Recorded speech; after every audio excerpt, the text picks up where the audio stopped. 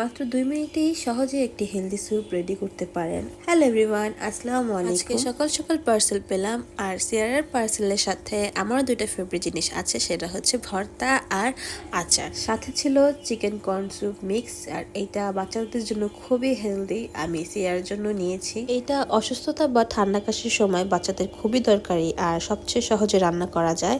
আর এটা চাপা শুটকির ভর্তা, একদম দেশি টেস্ট, ঘরোয়া গন্ধ।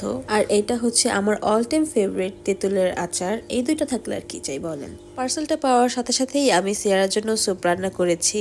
আর এটা হচ্ছে homemade instant chicken corn soup, যা বাচ্চাদের জন্য খুবই হেলদি এবং সহজে রান্না করা যায়। এটার মধ্যে কোনো অ্যালার্জি জাতীয় উপাদান নেই।